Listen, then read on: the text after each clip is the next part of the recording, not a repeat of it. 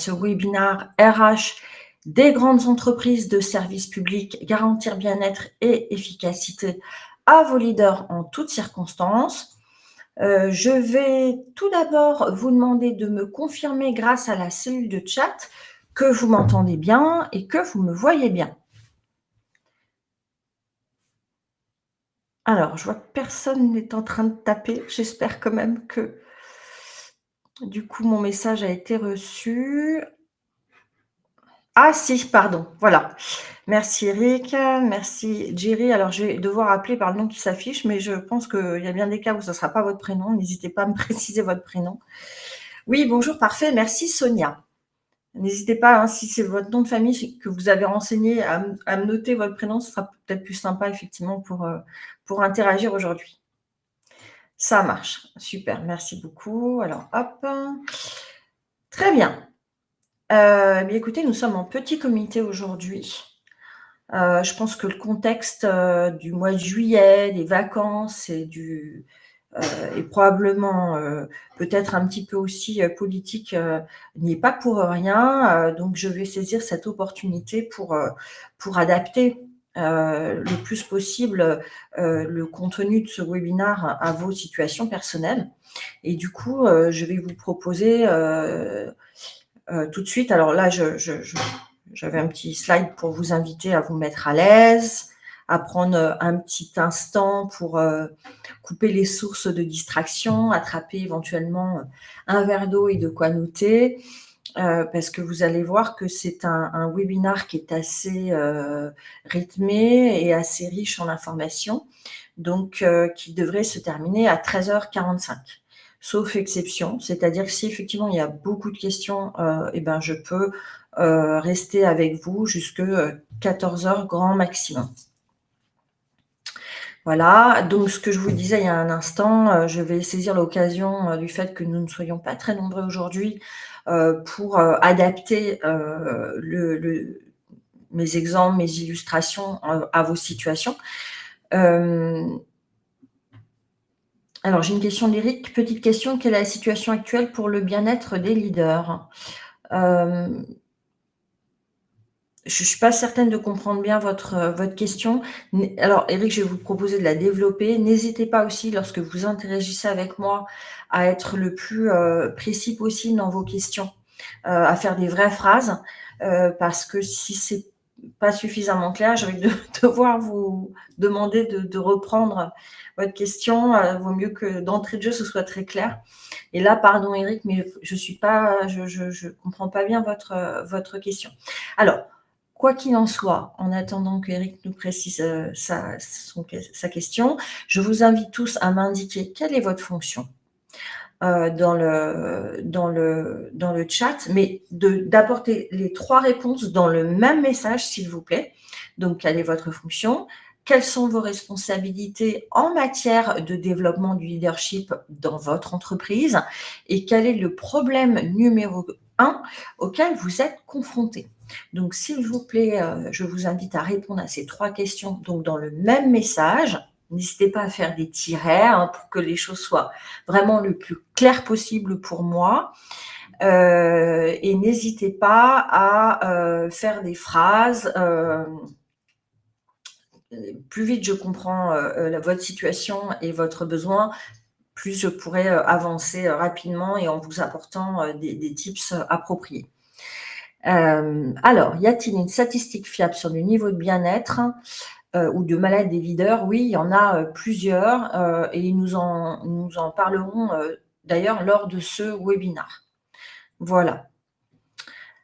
Alors, je vois, non, je ne vois pas que vous êtes en train d'écrire. C'est d'ailleurs un peu perturbant parce qu'avant, je voyais que vous étiez en train d'écrire. Là, je ne le vois pas. Mais enfin, j'imagine que plusieurs d'entre vous sont en train d'écrire. En tout cas, j'espère. Voilà, hop. Et donc, j'attends un petit peu vos réponses avec impatience. C'est un peu contrariant, je ne vous cache pas. Avant, je le voyais. Bon, on va normalement, sur cette phase-là, je vous rassure, on passe peu de temps, on passe entre 5 à 10 minutes, mais c'est important pour moi. Alors, écoutez, pendant que j'imagine que vous êtes en train d'écrire, Je vais avancer un peu, mais surtout, hem, n'hésitez pas à me détailler, bien votre situation et vos besoins. Alors pendant que vous écrivez, je vais vous préciser, parce que c'est une question qui m'est, systématiquement posée. Je vais vous préciser que, je pourrais vous envoyer par email, ma présentation, si vous le souhaitez. Pour cela, il faudra me communiquer votre adresse mail à la toute fin du webinar, hein. Ce sera aussi, ma façon de vous remercier, d'avoir assisté à, tout le webinar.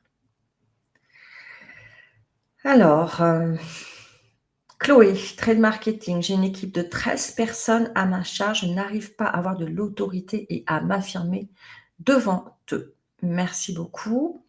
Jerry, je suis RH, responsabilité stratégique, mise en application effective pour rehausser les niveaux des collaborateurs.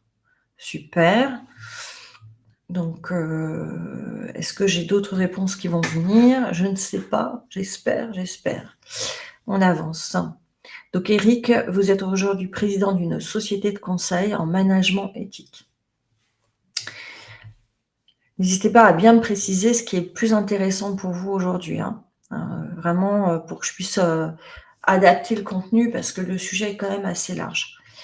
Alors, je vais m'adresser à ceux qui parmi vous sont RH et ou dirigeants.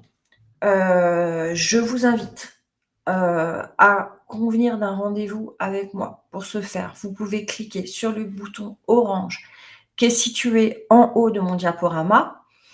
L'idée de ce rendez-vous étant, de discuter de la problématique, qui est la vôtre et d'identifier ensemble des pistes de solutions à cette problématique.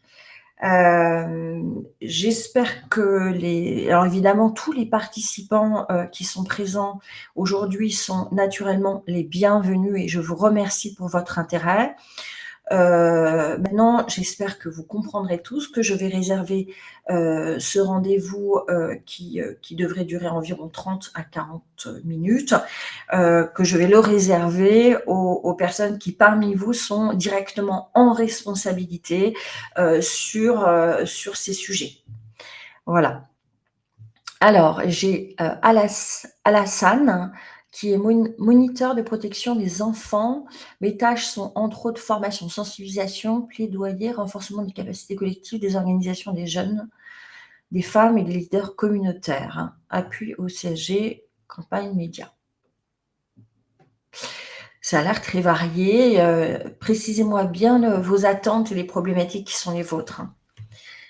Alors, pendant que vous m'apportez encore des réponses, des éléments, pour que je puisse bien comprendre ce que vous attendez de ce webinaire, je vais prendre quelques petites minutes pour me présenter.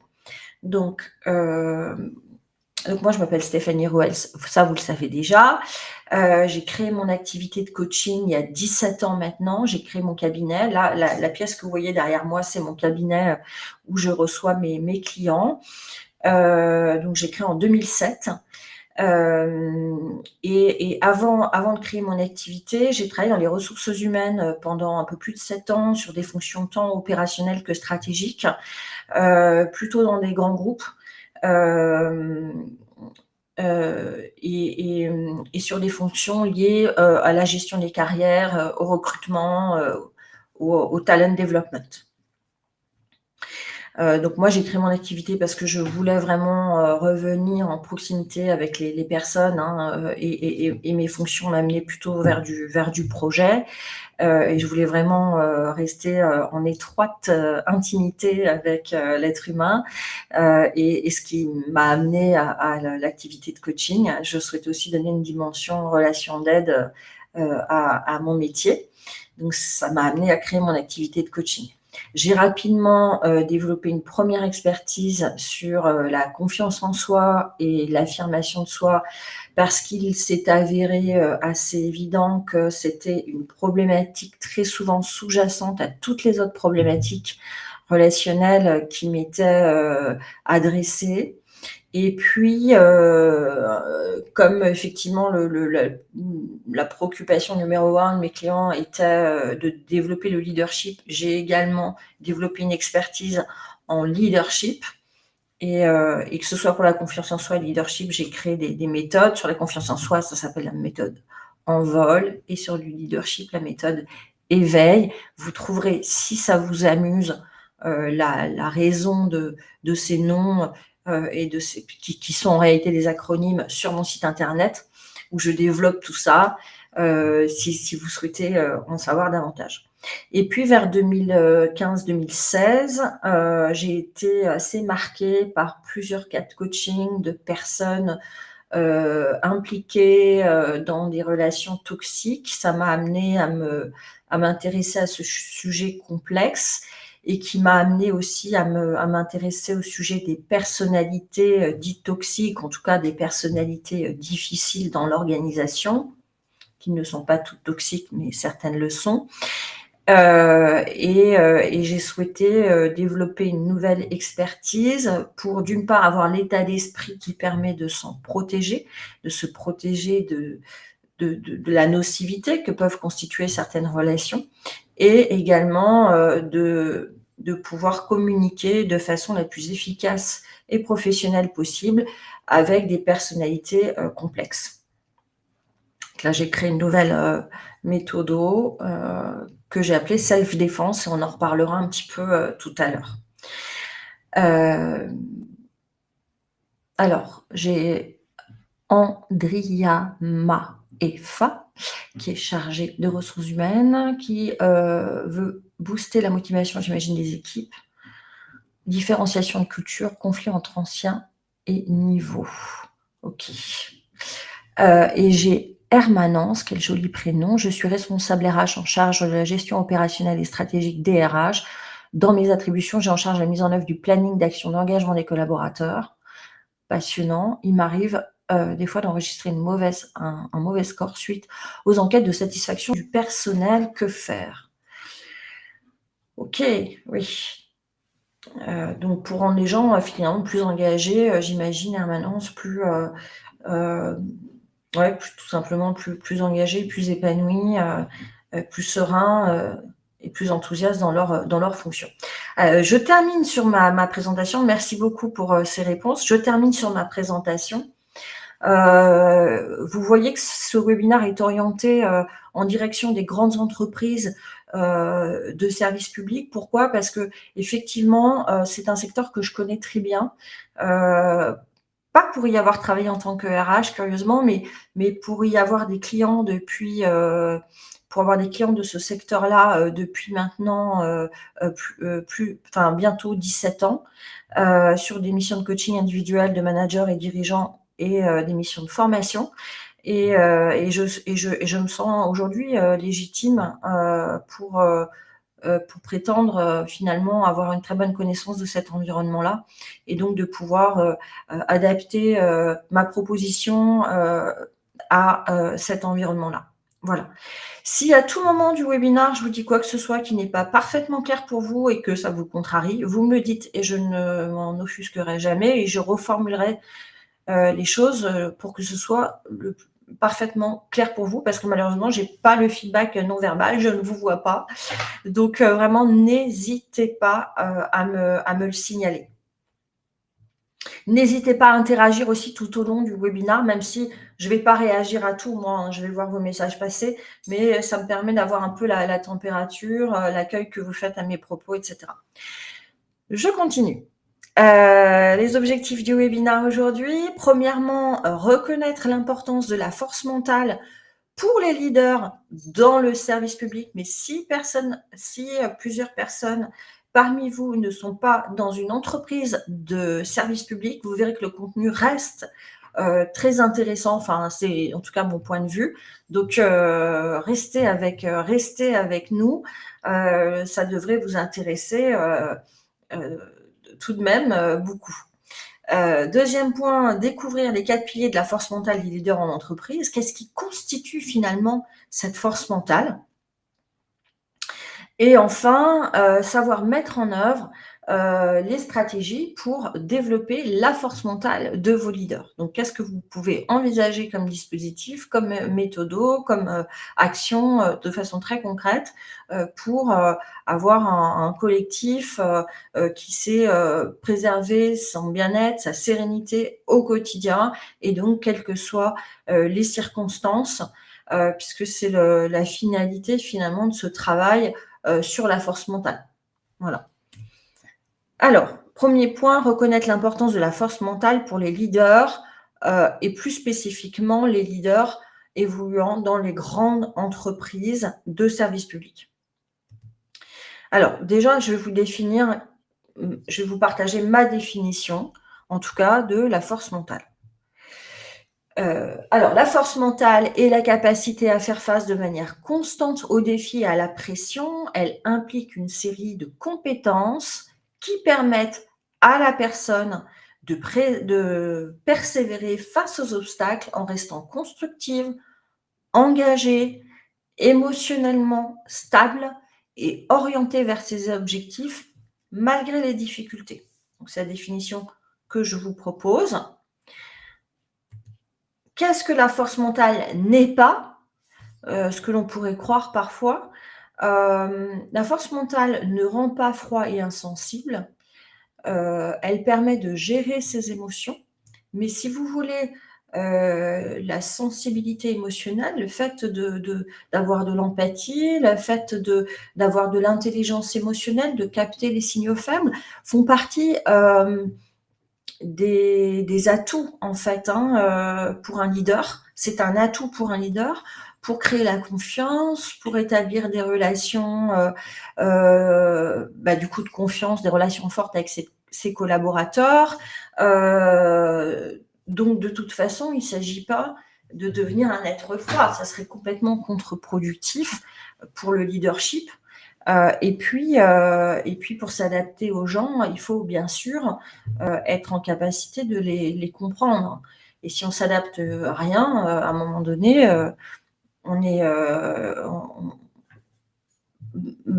pour durer de façon efficace, ça marche pas. Alors, mes attentes être un bon leader, être bien outillé en renforcement de capacité, être un auteur principal, avoir beaucoup d'influence. Ok. Très bien. La force mentale ne rend pas rigide.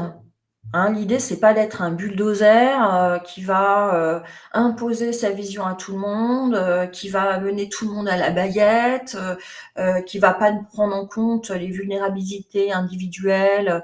Alors, c'est pas du tout ça, puisque au contraire, la force mentale favorise la souplesse, l'agilité, la capacité d'adaptation. Pour durer dans le temps, il faut savoir être flexible, être agile, être adaptable aux circonstances, aux personnes. Et donc, cette agilité-là, c'est plutôt ça que va permettre de développer la force mentale. Voilà, vous n'hésitez pas à réagir si vous avez des questions et je poursuis. Alors, la force mentale des leaders du service public, quels enjeux? Eh bien, quelques éléments de contexte. Les leaders des grandes entreprises de services publics évoluent dans des environnements qui sont donc complexes, souvent des grosses structures matricielles, multipartites, entre les différentes forces en présence. Il y a plusieurs parties, ça peut être des élus parfois, ça peut être des représentants du personnel, la hiérarchie, des clients internes, enfin voilà. C'est un environnement complexe aussi à ce niveau-là. Et c'est un environnement comme beaucoup d'autres, mais en perpétuelle mutation, en perpétuelle modernisation aussi. Donc déjà, l'environnement est complexe. Dans cet environnement complexe, les leaders doivent relever des défis qui sont aujourd'hui inédits. Il y a de nouveaux défis proposés aux leaders, tels que la diversité, l'inclusion, la transition écologique, le télétravail, les innovations technologiques, pour ne citer que celles-ci. Aujourd'hui, être un leader, ce n'est pas être un manager d'une activité opérationnelle et un organisateur, je dirais uniquement d'un périmètre, c'est aussi avoir une responsabilité sur ces sujets-là. Donc c'est quand même être couteau suisse. Hein. Donc, alors qu'ils ont des défis inédits et qu'ils évoluent dans des environnements complexes, alors qu'ils sont dans cette situation-là actuellement, ils présentent des taux de risques psychosociaux de plus en plus préoccupants. Donc, quelques chiffres. 35% des managers du service public déclarent ressentir un stress significatif. 20% des dirigeants du service public ont été confrontés à des situations de harcèlement ou de conflits sérieux au cours de l'année écoulée. 30% des managers du service public rapportent des symptômes de burn-out.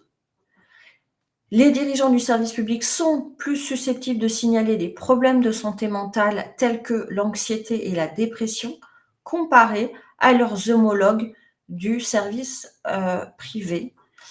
J'aurais dû mettre du secteur privé. Donc d'après une enquête, d'après l'enquête Conditions de travail et risques psychosociaux réalisée par l'INSEE et la DARES en 2023. Donc c'est quand même des chiffres, peut-être en avez-vous entendu parler dans vos organisations respectives, mais les chiffres sont affolants, parfois à la limite du croyable. Pour certains autres chiffres que j'ai pu voir et qui ont attrait au secteur privé et qui sont pas forcément plus rassurants. Il y a aujourd'hui un niveau de souffrance au travail qui doit alerter très fortement le leadership, enfin en tout cas les dirigeants en responsabilité, parce que ça ne peut pas, ça a évidemment des conséquences massives sur l'engagement. Et bien sûr sur la productivité, l'efficacité, ça va de soi. Donc effectivement, j'en conclus, je ne sais pas si vous rejoindrez mes analyses, mais que la réussite des leaders demain sera conditionnée par leur force mentale. Je ne suis pas en train de dire que c'est la seule chose qui va compter, loin de là. Je ne suis pas non plus en train de dire qu'il n'y a pas des dispositifs collectifs de prévention des risques psychosociaux, de qualité de vie au travail qui ne doivent pas être mis en œuvre, évidemment. Là, ce que je vous propose aujourd'hui, c'est un complément à ce qui existe déjà, à ce qui peut déjà être mis en œuvre pour favoriser le bien-être au travail, le bien-être et l'efficacité au travail. Hein, l'idée, c'est pas de se substituer à des dispositifs qui font leur part du job.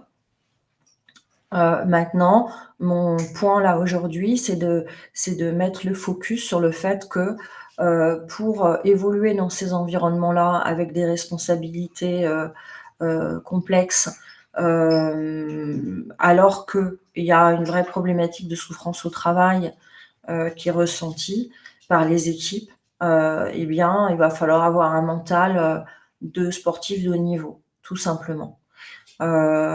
Pour rester focalisé, prendre des décisions pragmatiques, stratégiques, avec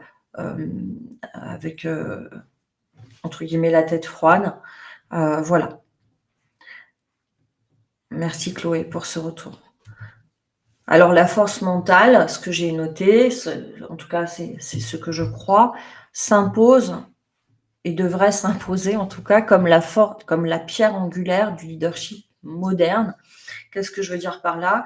Je veux dire que si vous apportez à vos managers des formations soft skills, alors même qu'ils n'ont pas le mindset, le mental qui permettra de les utiliser derrière parce que trop vulnérables, parce que trop affectés, parce que trop déstabilisés, parce que trop désorientés, c'est pas un pansement sur une jambe de bois, mais vous avez compris que les bases ne permettent pas de capitaliser sur ces formations. Je veux dire, tout à chacun, si demain vous allez suivre des formations comportementales, en management, soft skills, quelles qu'elles soient, alors que vous savez que vous êtes heurté, déstabilisé, anxieux, pour plein de raisons, ben, vous n'allez pas, d'un coup de baguette magique, mettre ça en œuvre de façon efficace. Malheureusement, l'être humain, ça ne se passe pas comme ça. Donc il faut qu'il soit serein, faut qu'il ait envie, faut qu'il ait envie d'aller de l'avant, faut qu'il sache, quel est le sens de son action, parce que sinon, les autres formations en soft skills serviront à pas grand-chose. Voilà, en tout cas, c'est ma conviction. Je rappelle, rapidement à ceux qui parmi vous sont RH, et ou dirigeants, que je leur, propose un rendez-vous. Donc je les invite à convenir d'un rendez-vous avec moi pour échanger sur leurs problématiques, du moment, évidemment en lien avec mes sujets, pour, en discuter et identifier ensemble des pistes de solutions, et pour cela, il vous suffira de cliquer sur le bouton orange situé en haut du diaporama. Voilà.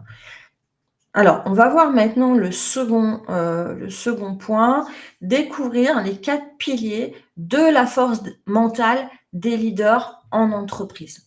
Une précision que je n'ai pas encore apportée. Le sujet de la force mentale, c'est un sujet qui est d'abord un sujet du domaine du sport, qui est également un sujet du domaine, militaire, et en particulier, chez certains, une catégorie bien précise de l'armée, des militaires, et c'est un sujet qui est quand même beaucoup plus américain que français. Par conséquent, lorsque je me suis passionnée pour ce sujet-là et que j'ai essayé de consulter, la littérature, sur ce thème, enfin j'ai pas essayé, j'ai lu les bouquins, les plus, reconnus sur ce sujet. J'ai lu plein de choses passionnantes. Pour autant, ces approches-là ne couvrent pas l'ensemble des défis propres à l'organisation.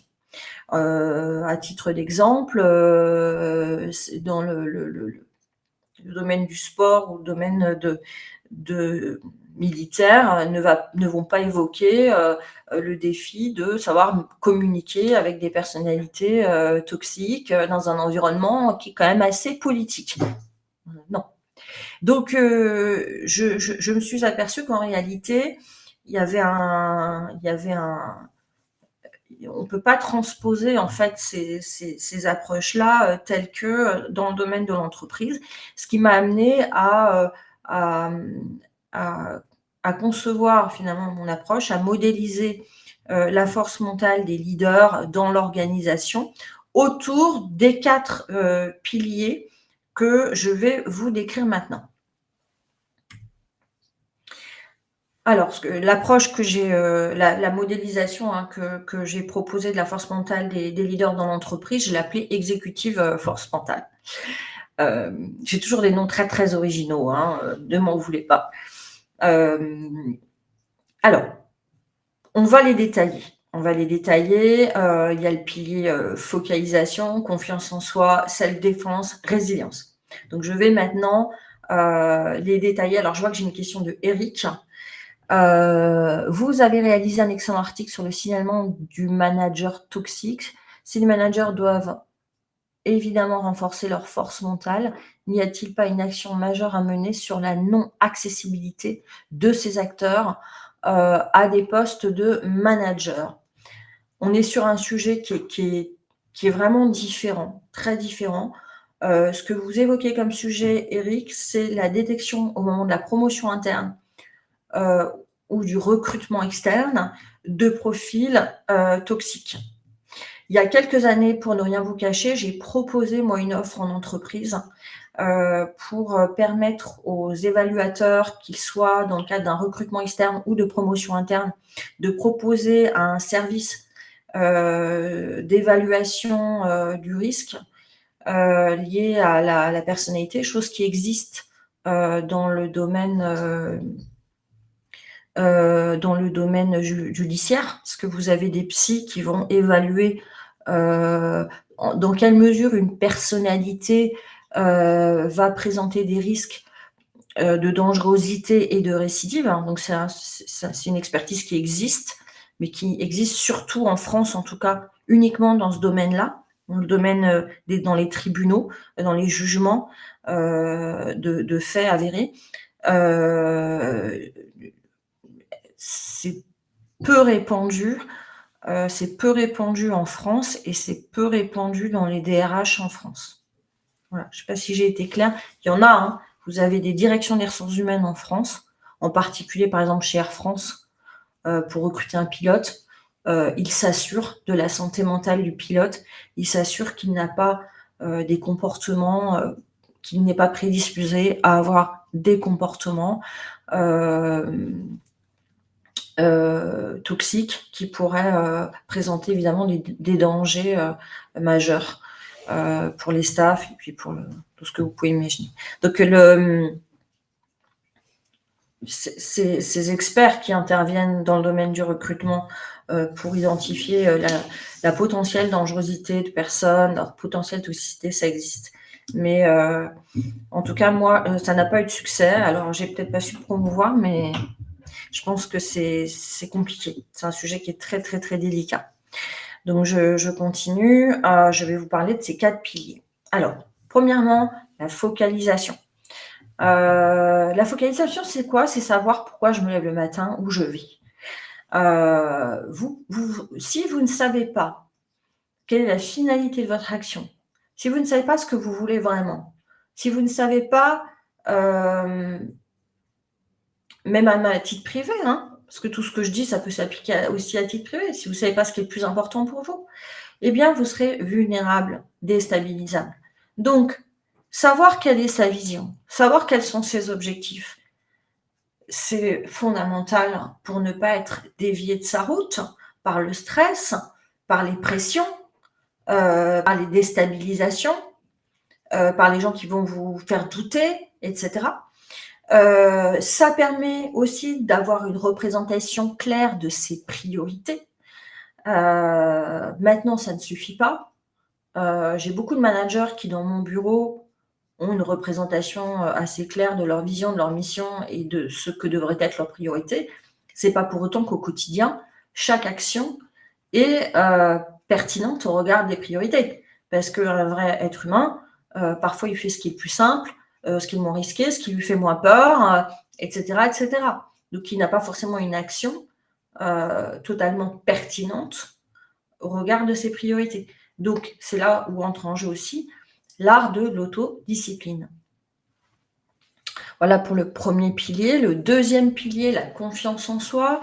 Bon, je pense que c'est relativement évident que la confiance en soi permet de se protéger des déstabilisations, quelle qu'en soit l'origine. Donc l'idée de ce pilier-là, c'est de renforcer sa compréhension de soi-même, sa connaissance de soi-même, savoir sur quel talent je peux capitaliser. Ça permet de renforcer l'estime de soi, qui permet de renforcer donc la confiance en soi. Et la confiance en soi permet de développer l'assertivité, l'affirmation de soi, donc de communiquer également avec assurance et impact, ce qui facilite considérablement l'aboutissement en tout cas la réalisation de sa mission.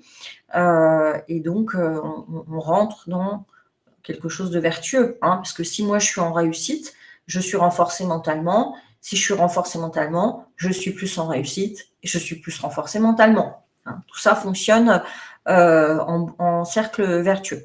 Et puis, ça permet aussi de pouvoir asseoir une posture charismatique qui sera rassurante aussi pour les équipes dans des moments tendus, complexes et ou de crise. N'hésitez pas à réagir, hein, si ce que je vous dis n'est pas tout à fait clair. Franchement, je suis à votre service bien volontiers. Troisième pilier, self-défense, je l'ai évoqué tout à l'heure. Ce pilier-là, l'idée, c'est d'une part d'avoir les clés pour se préparer mentalement. Donc la préparation mentale, c'est comment moi, en environnement complexe, challengeant, incertain, etc., comment je garde un mental lucide, serein, heu, enfin lucide parce que serein. Et au clair avec où je vais et pourquoi j'y vais et comment j'y vais. Voilà. Heu, 2e pan, les aspects comportementaux. C'est bien d'avoir le mental, mais si on n'a pas les techniques, ça suffit pas. Donc il faut aussi avoir un panel de savoir-faire relationnel qui permettent d'adapter sa communication à différents types de personnalités. Des stratégies comportementales à mettre en œuvre face à un manager narcissique, malveillant. J'aime pas utiliser l'expression pervers narcissique que vous retrouverez dans certains vieux articles que j'ai écrits, mais que vous ne retrouverez plus dans les articles les plus récents que j'ai écrits. Pourquoi? Parce que le terme a été trop galvaudé et c'est un terme qui est issu de la psychanalyse et sur lequel le terme en lui-même, il y a quasiment pas ou peu d'études. Alors qu'en réalité, sur d'autres profils toxiques, il y a eu de nombreuses études extrêmement pointues. Donc je vais préférer évoquer par exemple des profils paranoïaques ou des profils psychopathiques dans leur version primaire ou des profils narcissiques. En tout cas, il y a des profils qui sont complexes et vis-à-vis desquels il faut savoir communiquer d'une certaine façon. Et ce qu'on transmet dans la plupart des formations en communication, euh, bah c'est intéressant et ça trouve tout son sens et toute sa pertinence face à une partie importante des personnes, mais ça touche quand même très vite à ses limites pour certaines personnalités. Donc il n'est pas inintéressant de s'équiper de savoir-faire relationnel spécifique. Je continue. Le dernier pilier, la résilience. La résilience, c'est quoi? Si je sais me relever, je sais cultiver effectivement le lâcher-prise qui me permet de choisir mes combats, qui me permet de ne pas dilapider toute mon énergie mentale sur tous les sujets, de focaliser mon attention là où il est le plus pertinent, de la focaliser, d'investir mon énergie à bon escient, comme on investirait de l'argent à bon escient.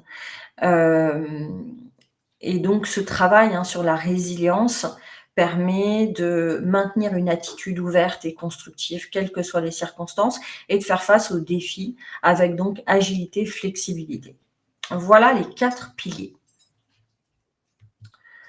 Donc je poursuis. Savoir mettre en œuvre des stratégies pour développer la force mentale de vos leaders.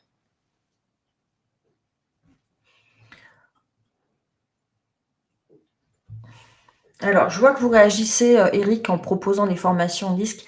Alors, les formations DISC, moi, je ne suis pas DISC, je suis plus ProcessCom, comme approche typologique de personnalité. C'est évidemment très intéressant. Moi, ProcessCom, je trouve que c'est vraiment incroyable ce que ça peut apporter aux équipes. Lorsque je fais des ateliers sur ce sujet-là ou apporter aux personnes, c'est généralement bien plus que ce qu'ils imaginaient. Maintenant, les profils décrits par ces approches typologiques de personnalité sont des profils d'individus sains. Donc les techniques de communication qui sont proposées sont intéressantes, mais elles occultent complètement le cas de personnalités. J'aime pas utiliser le mot personnalité pathologique, mais c'est quand même de ça dont nous parlons. Des gens qui ont un trouble de la personnalité, narcissique par exemple, ou paranoïaque ou psychopathique. Donc là, il y a d'autres techniques qui sont jamais enseignées dans l'entreprise. Parce qu'effectivement, c'est un sujet sensible. Ça, on va pas se mentir. Merci Eric de participer. Je me sens moins seule. C'est sympa. Alors j'ai une question. J'ai une question à ceux qui parmi vous sont RH et ou dirigeants en responsabilité sur ces sujets. Je vais vous demander si vous proposez déjà à vos leaders des solutions pour préserver leur sérénité et leur efficacité. et également si ces solutions sont satisfaisantes et en quoi le sont-elles? Hein, donc si vous pouviez gratter quelques mots là-dessus, ce serait vraiment super, et ça pourrait enrichir ce que moi je vais vous décrire maintenant. Donc j'attends vos réponses, enfin je les attends pas parce que sinon tout le monde, va les attendre, mais je les guette en tout cas. Alors, je vais vous décrire quelques dispositifs qui sont complémentaires. C'est ça qui est intéressant à envisager, c'est de vous dire peut-être des fois, les actions, il faut mener, plusieurs actions, pour avoir un plan de développement de la force mentale au niveau d'une organisation. Je vous donnerai une étude de cas juste après. Donc, restez avec moi parce qu'en général, quand je présente cette étude de cas, ça rend les choses hyper concrètes et très intéressantes pour les personnes qui s'intéressent à ces sujets. Mais j'y viens tout de suite. Alors, les dispositifs. On peut distinguer des solutions individuelles des solutions collectives. Les solutions individuelles, donc l'executive coaching, que beaucoup d'entre vous connaissent déjà, le principe étant de mener une analyse du besoin spécifique d'un manager ou dirigeant, et en fonction de ce besoin, de définir donc des objectifs de coaching et puis de l'accompagner individuellement vers l'atteinte de ces objectifs. Personnellement, je suis attachée à faire en sorte que les séances puissent avoir chacune leur lot d'efficacité. Et pour ça, je prends la casquette qui me paraît la plus juste à ce moment-là. C'est-à-dire que des fois, vraiment, on est dans la posture coach, mais si des fois la personne a besoin de conseils, d'un regard extérieur ou de faire des jeux de rôle ou même d'avoir un moment d'accueil ouvert de ses émotions pour l'aider à mettre des mots sur ce qui lui arrive, toutes ces situations se rencontrent dans l'exécutif coaching de façon à coller aux besoins de la personne au moment du rendez-vous. Paddock Coaching, c'est une offre que je propose depuis assez peu de temps et qui est vraiment, je trouve évidemment très intéressante, sinon je ne la proposerais pas. L'idée, c'est très simple. C'est d'apporter une aide ponctuelle au travers d'une séance unique de coaching. Dans les faits, qu'est-ce qui se passe? Je lis mon texte, je vous le décris. Les bénéficiaires potentiels peuvent planifier une séance à tout moment pour débloquer une situation, avoir un conseil en urgence, débriefer d'une situation et prendre du recul en cas de crise, et préparer un événement inattendu, etc. Hein. J'ai une prise de parole dans 48 heures, je panique, je viens de me prendre la tête avec mon collaborateur en entretien annuel, je ne sais pas comment réagir maintenant, j'ai, je ne sais pas moi, une réunion à animer en urgence et à annoncer une mauvaise nouvelle, j'ai vraiment besoin de votre avis sur comment je pense l'aborder, etc. C'est typiquement des sujets qu'on peut aborder, donc ponctuels. Là, dans les faits, très concrètement, la ligne managériale qui est concernée, à qui on offre ce soutien, eh bien, sur une ligne managériale, je l'ai fait pour une entreprise où il y avait par exemple 14 managers qui vivaient des changements importants, qui avaient des impacts RPS au niveau des équipes, hein, donc qui devaient conduire des changements. Eux-mêmes n'étaient pas forcément à l'aise avec ces changements-là et n'y adhéraient pas forcément à 100%, mais ils devaient en plus emmener avec eux leurs équipes. Et du coup, le DRH a proposé le Paddock Coaching, c'est-à-dire que ces 14 personnes ont eu pendant 1 an un accès à ces séances qu'ils pouvaient fixer de façon libre. Donc, si certains en ont utilisé 10 dans l'année, d'autres n'en ont utilisé qu'une ou deux, certains aucune. Mais au moins, je peux vous dire que chaque séance est clairement optimisée puisqu'elle répond à un vrai besoin actuel du manager. En termes de collectif, vous pouvez envisager des solutions collectives. Je citerai donc la formation classique. Je ne détaille pas parce que vous connaissez tous ce qu'est une formation. Les ateliers, ils sont conçus en sur-mesure pour répondre aux besoins d'une équipe, aux besoins de force mentale d'une équipe. Donc, ça veut dire aux besoins de force mentale des individus, de chaque individu, mais également du collectif. C'est très intéressant de travailler sur la résilience d'une équipe. Comment le collectif va être résilient? Comment, qu'est-ce qu'on peut mettre en place comme process de solidarité, comme tissu, comme mode de fonctionnement qui permettront au collectif de se relever mieux, de se relever plus vite, de se serrer les coudes. Donc, ils sont conçus pour permettre donc aux individus et aux collectifs de s'approprier donc des notions clés, voilà, et renforcer la résilience collective. Voilà. Donc, on travaille tant sur la personne que sur le collectif. Ça dépend de la demande du client, bien sûr. Mais on travaille sur des ateliers qui peuvent durer 2-3 heures, répartis à peu près tous les 3 semaines sur une période donnée. Et les notions abordées sont pile poil, correspondent aux besoins du client parce que sur un schéma court comme ça, on ne peut pas aborder l'intégralité des points présents dans les 4 piliers. Donc, il y a une sélection que moi, je dois faire pour apporter les 20-80 de la force mentale, je dirais, aux collaborateurs. Donc, je vais vous partager un cas client. Donc, il s'agit d'une grande entreprise de service public. Cette grande entreprise de service public a des responsables ressources humaines plutôt opérationnels.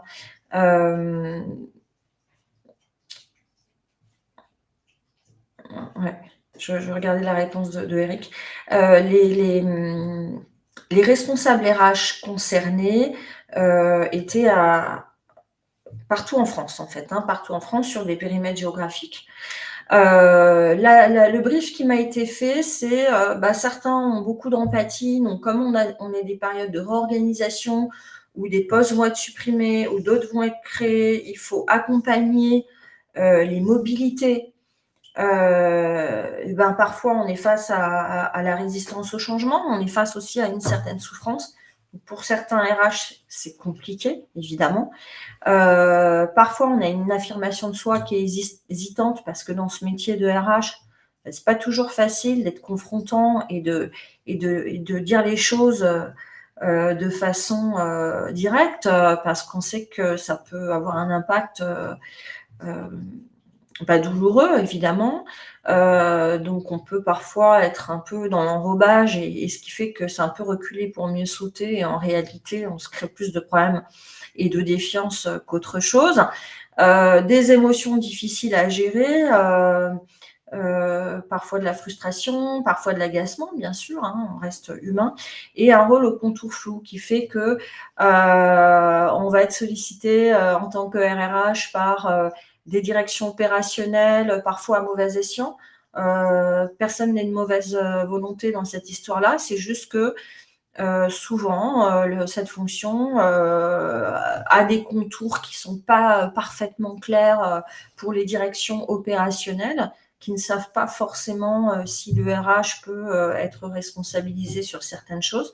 Le RH, pour lui-même, est parfois un peu dans le flou quant à son périmètre de légitimité. Et ça induit évidemment beaucoup de difficultés. Je prendrais par exemple qu'on va vous responsabiliser en tant qu'RH à faire du feedback à un collaborateur alors que vous n'avez pas constaté les problématiques qui lui sont reprochées, vous n'avez pas les éléments tangibles, vous n'avez pas d'autorité, donc vous vous retrouvez dans des situations complexes. Donc l'idée, c'est vraiment de rester dans son périmètre et de faire de la pédagogie vis-à-vis de ses interlocuteurs sur ce qui relève de vos responsabilités, ce qui n'en relève pas. Voilà, ça c'est pour le contexte. Les objectifs, donc ce qui était attendu des ateliers que j'ai proposés étaient les suivants. Mieux se connaître et gérer ses émotions, asseoir sa posture et s'affirmer dans son cadre d'exercice, en toutes circonstances, savoir prendre du recul, rester stable et professionnel et communiquer avec assertivité, assurance et impact. Voilà les objectifs. La solution que j'ai proposée, donc, c'était des groupes de 4 participants, donc par petits groupes, on a fonctionné. Chaque participant, donc chaque groupe, a bénéficié donc de 7 ateliers de 2 heures chacun. Donc, c'est facile à caser dans un agenda, surtout quand c'est espacé tous les 3 semaines.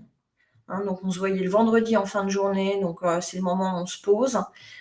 C'était entre 15h30 et 17h30 dans le cadre de cette intervention. Donc, pendant quelques mois. En termes de résultats, les objectifs ont été atteints. Ce que j'ai également entendu, c'est qu'il y avait un vrai développement de l'intelligence émotionnelle. Je me connais mieux, je comprends mieux les autres, je comprends mieux l'impact que j'ai sur les autres, je comprends mieux comment adapter finalement ma communication aux personnes et au contexte. Et enfin, leur posture renforcée assoit leur crédibilité en interne et valorise leur contribution au bénéfice de tous. Ça, c'est quand même un point extrêmement important quand on est RH, c'est d'avoir une posture claire, une posture crédible, qui va valoriser votre travail en interne, pas pour avoir de la valorisation, mais parce que pour avoir une efficacité opérationnelle, il est nécessaire que vous soyez reconnu dans votre périmètre. Sinon, il n'y a pas la relation de confiance forte qui permet d'être efficace. Alors, si je suis pas claire, c'est pareil, hein, vous me posez des questions, hein, ça je vous le dis depuis le départ, sentez-vous libre. Donc voilà pour ce cas très concret.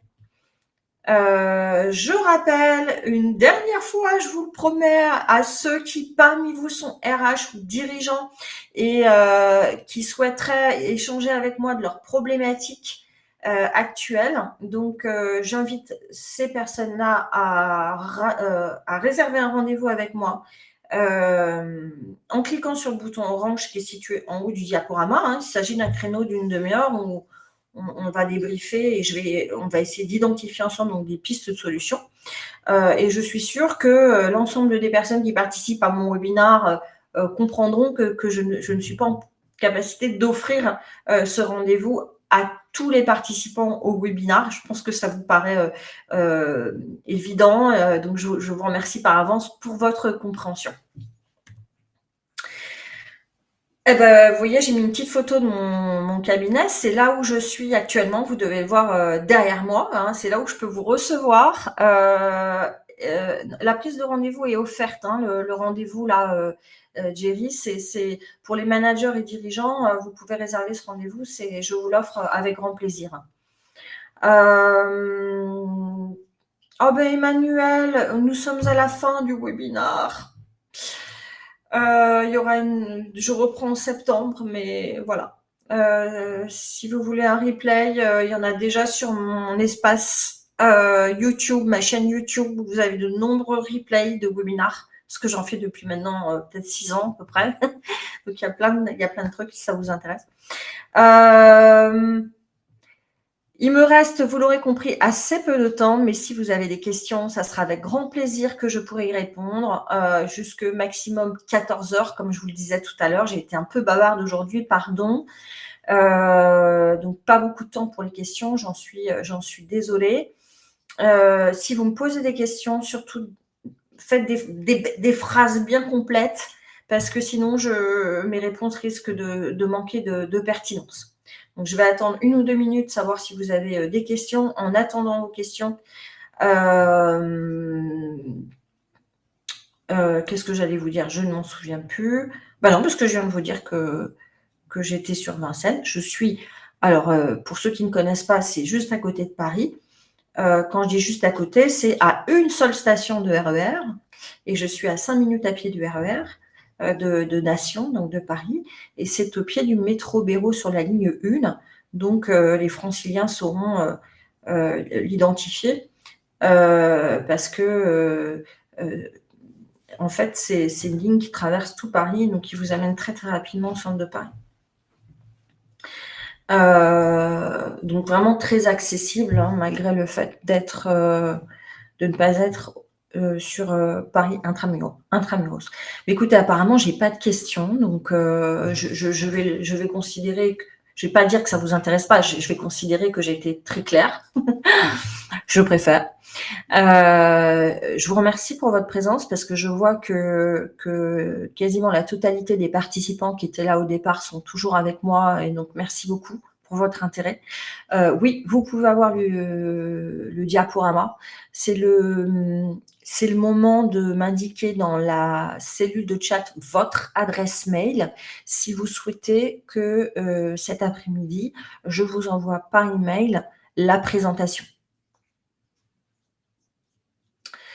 Voilà, donc notez-moi bien, votre adresse mail si vous souhaitez donc cette présentation. Je vous laisse 1 minute. Il vous reste 5 minutes, hein, si vous avez des questions, mais après je dois laisser, la place sur cette plateforme. Voilà. Bon, en tout cas, merci, pour votre présence. Eric, merci Eric. Merci Eric pour ces interactions. Merci pour votre présence. Merci jusqu'à la fin et puis, j'espère que ça vous sera utile, et du coup, je vous dis à bientôt pour, certains d'entre vous que j'aurai, j'espère le plaisir de rencontrer, prochainement. OK, bah, super, si c'était intéressant pour vous, j'en suis ravie. Voilà. Merci à tous. Je lis vos derniers messages. Ouais, il y a plein de replays sur mon espace YouTube. Si vous voulez accéder à mon espace YouTube, vous allez sur mon site élysée-coaching.fr et tout en bas, vous avez des liens vers les réseaux sociaux. Vous arrivez sur ma chaîne YouTube et là, vous avez quand même pas mal de documents. Voilà, merci à tous. Je vous souhaite une agréable fin de journée et bientôt le week-end et un week-end que je vous souhaite à tous ensoleillé et joyeux. Merci beaucoup. Au revoir.